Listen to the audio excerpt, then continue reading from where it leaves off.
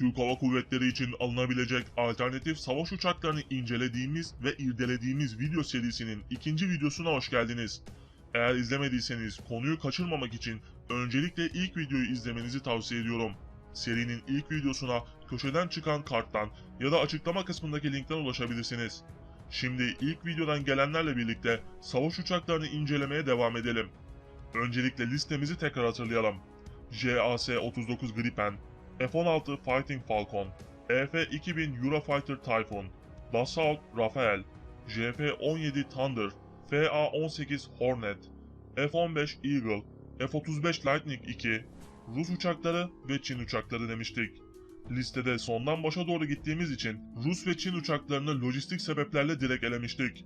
F-35 uçağını ise ABD'ye kökten bağlı olduğu ve güvenlik zafiyeti yarattığı için beğenmemiştik. Sırada F-15 Eagle var. F-15 esasen ilk uçuşunu 1972 yılında yapmasına rağmen geliştirilme safhasında benimsenen mühendislik ve gövde yapısı sayesinde çeşitli modernizasyon projeleriyle birlikte halen daha etkinliğini ve modernliğini koruyan çok güçlü bir savaş uçağı. Geliştirilme maksadı temelde hava üstünlük görevlerini ifa etmek ve düşman uçaklarına karşı belirli bir bölge üzerinde bulunan hava sahasını kontrol altında tutmaktır. A ve B olmak üzere üretilen ilk iki modelden sonra C ve D modelde bu mantıkla üretilmiştir.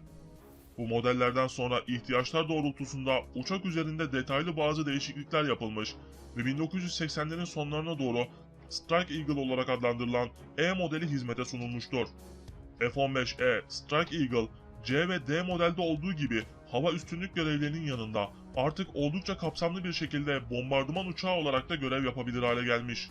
4. nesil ve 5. nesil arasındaki 4,5 nesil olarak adlandırılan çift motorlu, gelişmiş bir AESA radar kabiliyetine haiz ve oldukça geniş bir harekat yarıçapına sahip F-15E için açık kaynaklarda yaklaşık 1300 kilometre harekat yarıçapına sahip olduğu belirtilse de 750 galonluk CFT ve 600 galonluk harici yakıt tanklarıyla bu mesafe önemli ölçüde yaklaşık olarak 1800 kilometreden daha fazla artırılabiliyor.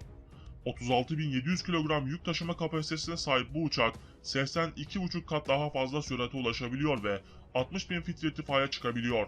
Kanat ve gövde altında toplam 12'den fazla istasyon bulunuyor. Geldiğimiz gün itibariyle bu modelde çeşitli gelişim programlarına tabi tutulmuş ve ortaya çok daha yeni F-15'ler çıkmıştır. Suudi Arabistan için F-15SA, İsrail için F-15I gibi farklı isimlendirmelere sahip bu uçaklardan sonra ana üretici Boeing firması Stealth yani radarda düşük görünürlük özelliğine haiz F-15SE Silent Eagle ve mühimmat taşıma kapasitesi çok büyük oranda artırılmış F-15X Super Eagle isminde iki model F-15 daha geliştirdi. Peki teknoloji harikası olan bu uçak neden mecbur kalınmadıkça Türk Hava Kuvvetleri'ne alınmamalıdır? Bunun açıklaması aslında tek cümleyle ABD menşeli olduğu için şeklinde yapılabilir. Fakat biz yine de bunu biraz açalım. Günümüzde ABD Hava Kuvvetleri ile beraber İsrail, Suudi Arabistan, Japonya ve Güney Kore ülkelerinin hava kuvvetleri F-15'in türevlerini kullanıyor. 1990'lı yılların sonu, 2000'lerin başında Yunanistan ve akabinde Yunanistan'dan aşağı kalmamak için Türkiye'de bu uçaklardan satın almayı gündeme getirmiş fakat maliyeti sebebiyle iki ülkede bu işten vazgeçmiştir. Yani birinci etken olarak maliyet kavramını düşünebiliriz. F-15 savaş uçakları gerek ilk satın alımda gerek bakım ve idame anlamında oldukça pahalı uçaklardır. Açık kaynaklarda saatlik uçuş maliyetinin E modeli için 28.000 dolar, C ve D modeli için 31.000 dolar olduğu belirtiliyor. Son olarak Katar Hava Kuvvetleri için 36 adet F-15QA sipariş vermiş ve bu sipariş için toplam 6.17 milyar dolarlık ödeme yapmıştır. Yedek parça, pilotaj eğitimi, mühimmat paketi, diğer lojistik sistemlerle birlikte uçağın birim maliyeti 171 milyon dolar gibi F-35'ten bile neredeyse 2 kat daha pahalı hale geliyor.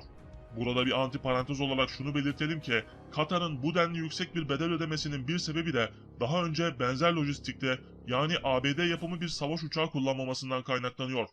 Yani örneğin Türkiye gibi hava kuvvetlerini Amerikan yapımı uçaklardan oluşturmuş bir ülke bu uçakları almayı tercih ettiği takdirde bundan biraz daha az bir bedelle bu uçaklara sahip olabilir. Fakat bu maliyet yarı yarıya bile düşse yine de çok pahalı sayılabilecek bir fiyat. İkinci etken olaraksa yine biraz önce söylediğim politik nedeni sayabiliriz. Ülkemizde yaşayan her vatandaşımızın yakinen bildiği bir gerçek olarak NATO müttefikimiz olan ABD ile ilişkilerimiz devamlı, süratle bir çalkantı durumunda. Zaman zaman ilişkiler iyi duruma gelebilirken, zaman zamansa adeta kopma noktasına geliyor. Dolayısıyla bu kadar istikrarsızlık içinde bulunduğumuz bir ülkeyle özellikle savaş uçağı gibi büyük bir ticaret yapma konusunda mecbur kalmadıkça geri durmakta fayda var. Herkesin malumu Amerika özellikle 2018 yaz aylarında artan tansiyon neticesinde F-35 savaş uçaklarına, F-16 uçaklarının yedek parçalarına, CH-47 Chinook helikopterlerine ve AH-1 Cobra helikopterlerinin yedek parçalarına ambargo uygulamaya başladı ve bu ambargolar kısmi olarak da devam ediyor. Buna dayanarak da ABD ile çıkar çatışmasına düştüğümüz ufak bir durumda bile bu uçakların teslim edilmiş olsa bile yedek parça tedariği sekteye uğratılacaktır. Bu da bize yerine ve zamanına göre büyük sıkıntılar çıkartabilir. Doğrusu bu ihtimal aslında her dışarıdan tedarik edilen ürün için mevcut, ancak söz konusu satıcı Amerika Birleşik Devletleri, söz konusu alıcı Türkiye olunca vehamet ister istemez daha da büyüyor. Bunların yanında Boeing firmasının ve ABD'nin askeri satışlar konusunda tuzunun kuru olduğu bir gerçek. Dolayısıyla satmayabilme imkanı veya satışa rağmen ortak üretim, yerli alt sistemlerin entegrasyonu, teknoloji transferi, kaynak kodu paylaşımı gibi konularda Amerika'nın elinin sıkı olacağı da aşikar. Uzun lafın kısası, F-15 esasen bünyesinde barındırdığı teknolojiler sayesinde Türk Hava Kuvvetleri için mükemmel bir uçak konumundayken, menşei bakımından da bir o kadar uzak durulması gereken bir uçak. Satın alınması halinde ise maksimum 40-50 adet alınabilir ki bu bile ekonomik açıdan ülkemizi ciddi şekilde zorlayacaktır. Gelelim aslında bir donanma uçağı olarak geliştirilen FA-18 Hornet'lara.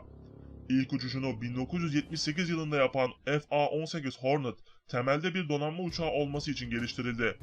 Buna rağmen hava kuvvetleri için tedarik eden ülkelerde mevcut. Hornet, spesifik olarak eskiyen A-4 Skyhawk, A-7 Corsair ve F-4 Phantom uçaklarının yerini alması için geliştirildi. Daha çok hava üstünlük rolleri üstlenen F-14 Tomcat'lerin yanında hava-kara görevleri ifa etmesi düşünülüyordu. İlerleyen zamanlarda ise F-14'lerin tamamen envanter dışına çıkartılmasını mütakiben ABD Donanma Kuvvetleri'nin birinci hat muharebe uçağı oldu. Tıpkı F-15 gibi A, B, C ve D modelleri bulunuyor.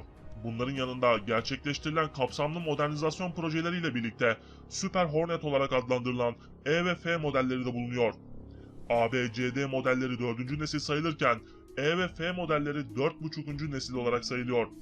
Çift motorlu, AESA radarlı, harici tanklarla uzatılabilmesine karşın 1000 kilometrelik bir harekat yarıçapına sahip FA-18, aynı zamanda 30 ton maksimum kalkış ağırlığına sahip.